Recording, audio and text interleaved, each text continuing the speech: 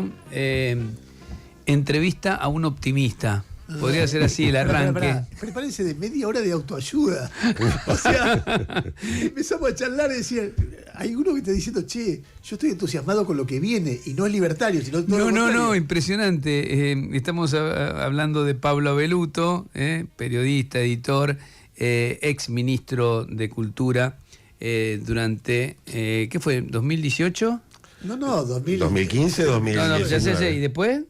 No, 2015. Después 2015, 2015, después perdieron. Y después a perdió, casa. claro, después tu casa, a tus quehaceres. Sí, bueno, sí, no, sí. pero ¿por qué decimos lo del optimismo? Porque dijo que estaba esperanzado o entusiasmado con lo que viene. Nosotros lo miramos como un marciano. Déjame hacer algo antes que empiece a hablar Pablo, Dale. simplemente un retrato porque creo que merece para cualquiera. Uh-huh. Pablo es un tipo que viene del Pellegrini, un tipo que viene, si pudiera decir algo, si el progresismo fuera categoría, bueno, nos incluye a nosotros tres. Está muy en el origen. Yo soy el ícono. Vos sos el ícono, claro. Sí. Toda una generación que vivió el 83, la democracia, etcétera, y que la discusión que hubo durante el kirchnerismo, como mucha gente que venía de esa historia, termina en la vereda de frente del kirchnerismo. Uh-huh. En ese contexto, cada uno de los que nos pasó eso, emprendimos una búsqueda y cada cual la fue procesando como le pasó. Pablo es de los que se incorpora al PRO. Así es. Y se incorpora al PRO vinculado a un personaje central de esos años del PRO, que era Marcos Peña, y que además forma parte, para mí, del mejor momento de Mauricio Macri, que es el momento de construcción de una alternativa política al kirchnerismo, donde Macri, para mí, descolló. Viste que hay jugadores de fútbol que hay un momento, tienen un año buenísimo y después no. Bueno, el momento genial de Macri como político, te diría, es 2007-2015, porque va juntando, va cambiando él personalmente, entonces va incorporando... Cuando todo el mundo le decían es como el subte, no sale de capital, no es importante, lo subestimaban, ¿no? Se afecta el bigote. Yo te Sí. puedo contar mi historia con él y cambia desde el 2005 al 2007, era pésima, de 2007 él va acercándose, ya como presidente, bueno, su presidente, presionado es otra cosa, y cuando vuelve a ser del comienzo. Bueno, se acerca Pablo ahí, es ministro de Cultura, se arrecia las puteadas contra Pablo, y cuando el PRO entra en el proceso de discusión interna, juega con Rodríguez Larreta, y cuando ve que el PRO va a jugar con Milei, dice, hasta acá llegué, yo me bajo, ni en pedo voy a entregarme a un fascista. Así era, yo con Bolsonaro, con Trump, con estos tipos, con Vox, no tengo nada que ver. Es el primero, diría casi, de los dirigentes importantes, y casi el único, porque algunos se fueron silbando bajito. Por ejemplo, Marcos Peña no aparece en esa discusión hoy. Y hay otros que a mí me parece muy valorable, siempre dije la actitud de Laura Alonso, que desde el principio dijo Milei se quedó, pero Milei no. Sobre todo actitudes de Milei puntual. No sé qué va a hacer ahora que están todos rindiéndose como... Y entonces se siente, yo esperaba un tipo deprimido, fíjate en qué terminó todo, nada sirvió para nada, como decía mi viejo del Partido Comunista. Y dice, no, yo estoy muy entusiasmado con lo que viene. Ahora que lo fundamente. Entonces digo, ¿qué se hizo mileísta? No, al contrario, lo que viene después de Milei. Dentro de 100 años le digo yo. No, escúchame. Y ahí está. A ver. Bueno, muchas gracias. Sí, yo soy súper optimista, porque primera elección, todo termina en la historia. Todo termina. Digo, pensábamos que Menem iba a ser para siempre. Alfonsín pensaba en el tercer movimiento histórico. El kirchnerismo se imaginó para siempre. Nosotros con Macri en aquel momento, que casi me haces lagrimear al recordarlo, también pensábamos que eso iba a durar. Todos pensamos que todo va a durar cuando estamos jugando en la historia, en el presente de la historia. Y después nos damos cuenta, como aquel poema Ozymandias, ¿no? De que ya no queda nada al final. Todo pasa, todo termina, y un día va a terminar Milei. Ahora no va a terminar solo, digo, y para que termine va a haber que construir algo que sea mejor que Milei, que sea tan nuevo como fue Milei cuando llegó, que sea una sacudida tan fuerte para la sociedad, que sea construido en parte por la sociedad como lo fue Milei, y que sea una sacudida tan fuerte como la que le dio Milei. Si no, entras en un planteo resignado. Vamos a esperar que se vaya todo al diablo, la economía explote por el aire, y ahí alguien va a venir a decir, che, Casta, volvé, que te perdonamos. No era con vos el tema. Eso no va a suceder. Ahora, yo veo, tal vez sobrevalore, pero veo señales así como veo señales de un creciente autoritarismo y veo señales de de que vamos a empezar a pegarle a la banquina de la Constitución cada vez más seguido, al guarrail, digamos, también veo señales esporádicas, la señal Nombra algunas, a ver qué ves que las marchas del año pasado. Yo fui de la universidad a las 2, fui a la que se produjo por el colectivo LGTB de Davos, del sí. discurso de Davos. Estuve en una de los jubilados. Y vos vas por esos lugares y el que está al lado tuyo probablemente sea uno de aquellos con los que te puteaste durante los años del kirchnerismo, te puteó, lo puteaste, te bloqueó, lo bloqueaste, y ahora estás hombro con hombro, digo, marchando por algo en lo que crees. Y son tantas las cosas en las que nos damos cuenta que también había algo, dábamos por sentadas muchas cosas. Nosotros dábamos por sentado que la democracia, vos recordás, hace 40 años, cuando yo tenía 18, 19, 41, ya, con Aldo Rico medio que terminó, digo, y en todo caso con Menem, digo, la democracia ya había venido para quedarse. Habíamos zafado la crisis del 2001 con todo su caos y su despelote, pero se mantuvo la institucionalidad, la renuncia, el divorcio entre Cristina y Cobo, se mantuvo la institucionalidad. Digo, pero ahora yo tengo miedo, porque yo les creo. Digo, mucha gente dice, no, esto está...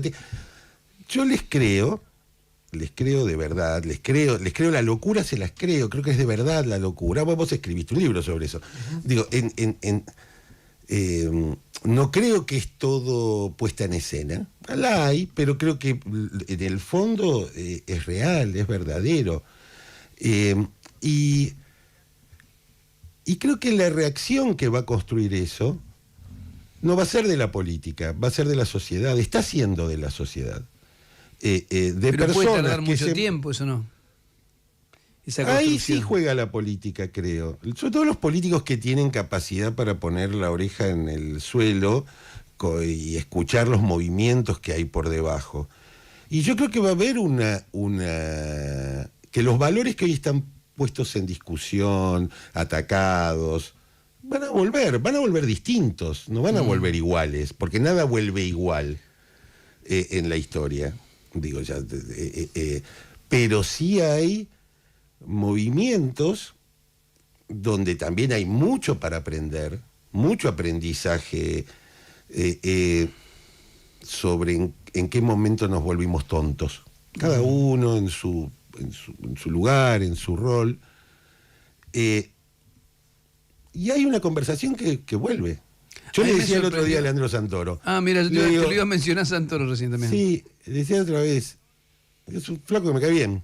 Digo, o sea, porque me da la sensación que es de verdad. Y no soy su amigo ni nada de eso. Me pasa con él, me pasa con Martín Lustó, me pasa con Horacio.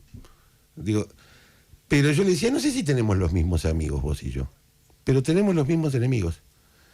Digo, y eso empieza a generar por lo menos una conversación, y esa conversación a mí me genera mucha esperanza, porque creo que hay además otra generación, hay otra experiencia. Digo, yo ya me siento incluso un poco grandote para ese mundo, pero les vamos a ganar. O sea, más tarde, más temprano, puede durar más, pero a mí la idea de nos mataron, nos pasaron por arriba, ya está, acá la cagamos, estos se quedan para siempre, ahora van a venir por acá, mañana van a ir por allá, hoy va a putear a este, mañana al otro, le va a hacer juicio a aquel. Digo, Patricia Bullrich va a ir enloqueciendo cada vez más y va a pegarle cada vez a más gente, más días de la semana. Digo, todo eso para mí está construyendo una respuesta. De vuelta, a lo mejor soy un optimista ingenuo, pero lo prefiero. Digo, envidio. ¿Sabes qué me pasó el otro día? Me pasó leyendo el otro día lo escuché con los dos, a Martín Caparrós, leyendo su autobiografía, su libro de memorias, que me conmovió muchísimo. Empecé a recordar con nostalgia el optimismo. El optimismo de la revolución de los 70, el optimismo del cambio, el optimismo de que no tenemos por qué vivir con este loco para toda la vida, ¿entendés? ¿Por qué perdimos eso? ¿Por qué, como te decía hoy, hace un rato, le decía a Rey cuando estábamos esperando para entrar, digo, solo estamos hablando de guita? ¿Ustedes se dieron cuenta que solo hablamos de guita en los medios, en nuestras relaciones sociales? ¿Cuánto pagás de cochera? Y la prepaga, ¿cuánto se te fue? Y la luz, y el gas, y los dólares del colchón. Y te aumentaba los dólares del colchón. No sé, para mí esos son mis motivos para ser optimista. Por ahí son pocos y lo siento, ahora, pero vos, son los míos. ¿Vos ves en el horizonte entonces una especie de gran acuerdo democrático, una posibilidad de un frente, algo así? Eso va a venir después. Es que no está hablando de política. La política es después. La política depende de que los políticos sean astutos, los hay en la Argentina, y sepan interpretar, generar liderazgo sobre algo que para mí es un movimiento. ¿Entendés? Es un movimiento de abajo para arriba. De esos, como el que nos trajo a Milei. Un movimiento, pero que tiene que ver con las ideas, que tiene que ver con los valores, que tiene que ver con el cansancio tenía que tener de Milei, ¿no? En el caso de Milei sí. tiene que ver con el cansancio. Y en el caso... Y el enojo. Mira, hay un español... Que era justificado en un punto, ¿no? Es lo que decía Martín Rodríguez, decía que Milei no tiene razón, pero sus votantes sí. Hay un español que se llama Javier Gomá, que lo escribió en La Vanguardia, y él decía, ¿cómo se enfrenta a estos fenómenos autoritarios que están ocurriendo en tantos lugares del mundo? Y él decía 3 cosas: idealismo, cortesía y buen humor. Tengo la sensación de que lo que le pasó a la política argentina antes de Milei es que perdió el idealismo. Perdió el fin último de por qué te habías metido en política. Eso que teníamos cuando éramos adolescentes en el Pellegrini y reinventábamos el centro de estudiantes al final de la dictadura militar. Que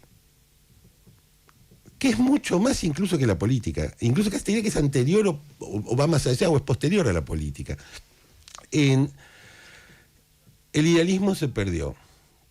El humor... La cortesía y el buen humor también. La cortesía y el buen humor también. Digo, yo alguna vez se lo dije a alguno de ustedes, que cuando aparecen los mandriles, y yo que contribuyo a la población de este planeta, porque tuve 5 hijos, digo, los 2 más chiquitos, que van a primer y segundo grado, y ven que el presidente habla de los mandriles. Y yo te digo, y yo no soy del Opus Dei, pero explicarle a un nene de 6, 7 años en el prime time donde te pasan al presidente hablando de los mandriles. Es un quilombo, digo, aún para un corazón progre, si querés, es un quilombo. Es algo de lo que no hablas con tus hijos. Pero bueno, me fui un poco por alguna diagonal. Pero bueno, yo creo que para pensarlo, yo no puedo dejar mirar la política. Necesitas mucha generosidad, porque para construir... A mí me sorprendió el otro día Santoro diciendo eso también, ¿no? Que él veía que había sido buena la campaña y el resultado que ellos habían tenido, porque les permitía empezar a hablar con las otras fuerzas políticas. Yo lo vengo haciendo, digo, me parece que... me parece que es una conversación... O sea, entre otros motivos por los cuales vino Milei, es porque esa conversación se rompió, se convirtieron en enemigos, nos convertimos en enemigos que buscaban la destrucción uno del otro. Y Horacio Rodríguez Larreta decía, con el kirchnerismo nada. Decía, queremos sumar, acordar, por ejemplo, digo, me acuerdo de esa frase ahora. Me acuerdo, fue una discusión porque él había arrancado su campaña hablando del fin de la grieta, pero después dijo, pero el fin de la grieta porque es el kirchnerismo. Mira, yo me acuerdo mucho de un discurso de Isaac Rabin en el Parlamento israelí. En la oposición, el jefe de la oposición era Netanyahu. Y él se había hecho público que Israel estaba encaminando los acuerdos de Oslo con los palestinos. Y por supuesto Netanyahu lo acusa de entregar el país a quienes habían bañado de sangre a sus compatriotas y que bla bla bla bla bla bla bla bla. Enojadísimo. Y Netanyahu, no menos enojado, le responde: ¿pero y con quiénes quiere que negocie? ¿Con quiénes quiere que me ponga de acuerdo? Y con lo que piensan distinto. Con los que piensan distinto. Rabin. Con lo que Rabin dijo, Rabin dijo, con los que piensan distinto, por supuesto después muere, ¿no? Sí, claro, después el resultado es que Rabin termina asesinado y Netanyahu termina siendo primer ministro. Pero lo que te quiero decir es, el idealismo es fundamental, pero nosotros nos podemos quedar toda la vida indignándonos. Digo, y a veces yo los veo a ustedes resistiendo a la indignación, porque es lógico, todos los días tenés una a la mañana, otra a la tarde, otra a la noche, que te saca. Pero al mismo tiempo, con la indignación no le vamos a ganar a nadie. Digo, es como putear porque tu equipo juega mal. Digo, yo te escuchaba y pensaba varias cosas. Primero pensaba la comodidad que tuvo el progresismo en general, incluso los sectores progresistas que se incorporaron al PRO o al macrismo, cuando en el momento se adueñaron de la Argentina. La idea, estamos cómodos en el poder, esto va a durar para siempre, nos transformamos en policía de los demás, en lugar de estar cambiando todo el tiempo, nos atrincheramos en 4 o 5 ideas básicas y en los cargos, un poco lo que Martín Rodríguez decía, todos tienen chofer ahora, es una revolución con choferes, y todo eso que pasó pensando... O saludan a Mujica de los country, ¿no? Claro, entonces claro. vos decís obviamente... La idea de que algo que en algún momento se termina es una idea muy importante porque es la idea que te obliga a cambiar todo el tiempo y a estar mirando todo el tiempo qué es lo que pasa. En el momento que sos el burócrata que se siente dueño de un país, ya no mirás nada. Y pensás que la tenés para siempre. Y pensás que podés hacer una más, y una más, y otra más, y un día te chocás como... Con lo cual hay un mensaje para todos, para este gobierno y para los anteriores. Sí, claro. Saber que en algún momento termina y que no es traumático, pero además que como va a terminar, mejor mirar todo el tiempo que está pasando porque por ahí haces las cosas mal, ¿no? Es que por eso no puedes tener esta obsesión, o yo rechazo esta obsesión refundacional que tiene Milei, de reinventar la Argentina, porque me hace acordar, ustedes se acuerdan de Lelutier cuando habían hecho la cantata de Don Rodrigo, ¿no? Era como una especie de crónica de Indias, como musical, de un adelantado, búsquenla en Google, en YouTube, que es una cosa extraordinaria. Y cuando llega a Caracas, el relator dice, y llegó a Caracas y acertó a fundar Caracas en pleno centro de Caracas, que ya estaba fundada y él no lo vio. Dice que entonces era... Esto es lo mismo, digo, ya estaba fundada la Argentina. Estos procesos la reparación de los ahorros no es más que el modo en el cual cada gobierno busca manotear plata, como en su momento el kirchnerismo lo hizo con el CFJP, con su momento, digo, porque necesita financiarse de alguna manera. Y en este caso es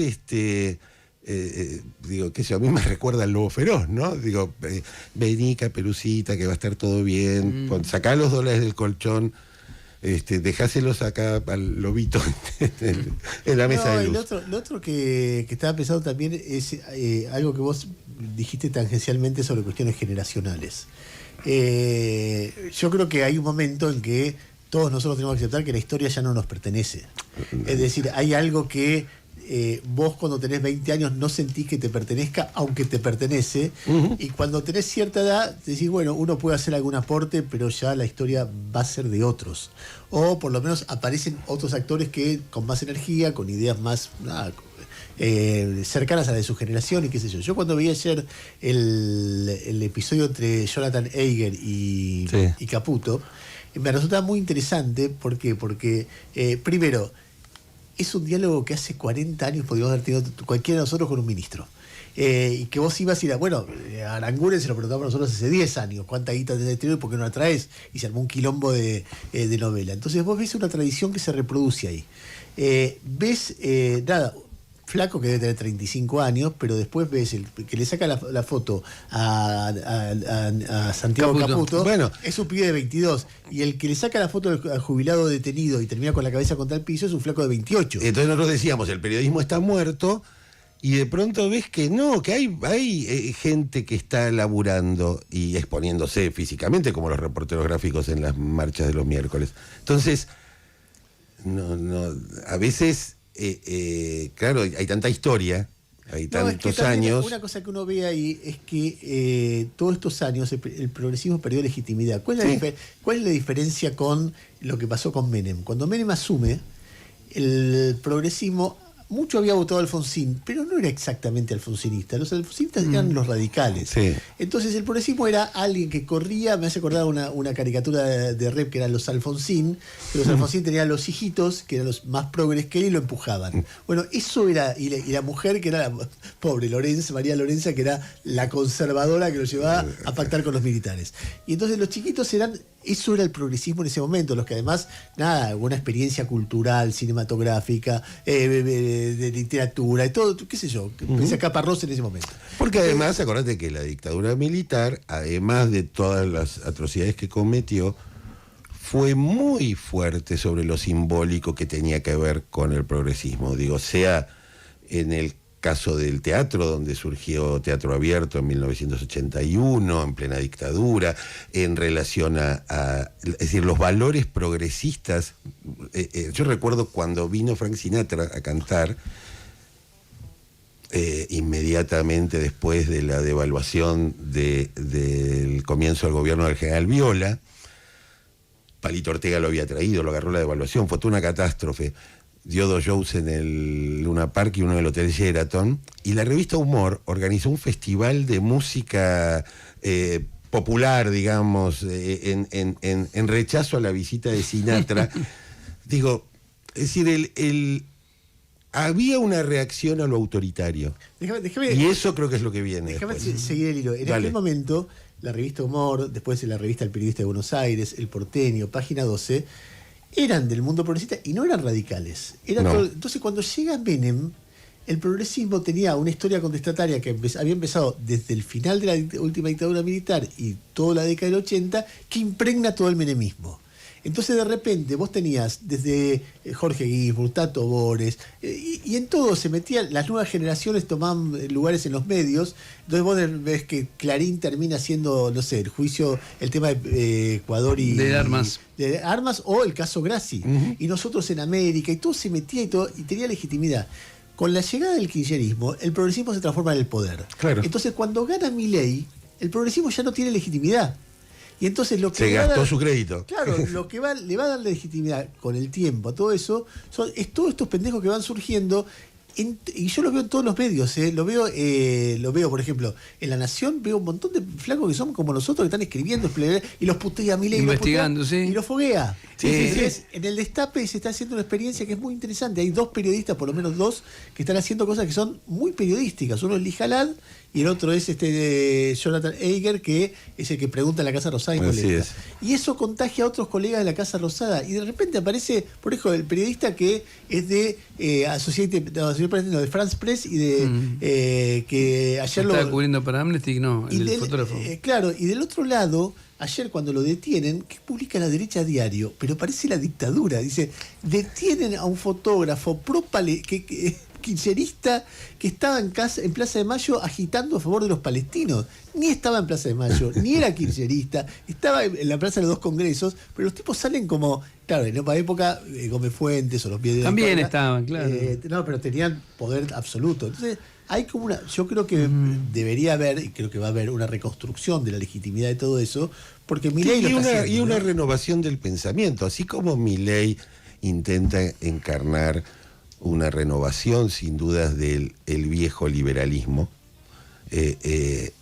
por supuesto cambiándolo, traicionándolo, adaptándolo, fusionándolo, como dice Pablo Semán, con otras tradiciones. Con el progresismo va a pasar lo mismo. El progresismo va a tener que Sí, volver a lo nuevo. Es al revés, Volver a lo nuevo. al revés que el Eternauta. Exactamente. Lo viejo no funciona. Si vos querés pensar que le podés ganar a Milei Con el Yapi. con las mismas, no, pero andate ahora pensando que podés gastar lo que querés, que podés hacer cualquier cosa con el Estado, que podés desconocer que la gente tiene un problema con la inseguridad, Sí, claro, no darle bola. exactamente. Bueno, ya está.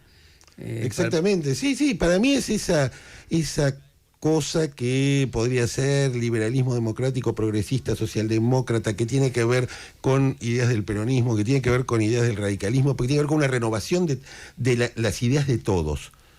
Porque además, creo que el dato generacional es clave. Cambió la manera de trabajar, cambió la familia, cambió la relación entre los géneros, cambiaron las elecciones sexuales de las personas, cambió todo encima en una velocidad. Para nosotros, que estamos acá como un programa de jubilados contando anécdotas del siglo pasado, digo, pero hoy, como decía Ernesto, ya no somos nosotros, ¿entendés? Pablo, te hago una última pregunta de mi parte. ¿Nunca pensás que por ahí Milei puede ganar en este sentido? Que Milei vaya ganando poder institucional y después vaya estableciendo un régimen autocrático donde cualquier cosa que aparezca lo amputa por vía, no sé, lo que pasa en otros países, que aparece un nuevo líder y lo meten en cana. Turquía, por ejemplo. Sí, lo creo totalmente. Vos ves ese riesgo y creés que puede pasar. Creo que puede pasar y no estar preocupado por eso me parece irresponsable. Digo, no estoy seguro si va a pasar. Esto me lo decía el otro día, alguien me lo decía. No estoy seguro si va a pasar. No, a ver, me decía, no estoy seguro si esto es fascismo. Pero sería irresponsable no preocuparme porque hay cosas. El otro día vos me hablabas de síndrome de 1933. Hay cosas.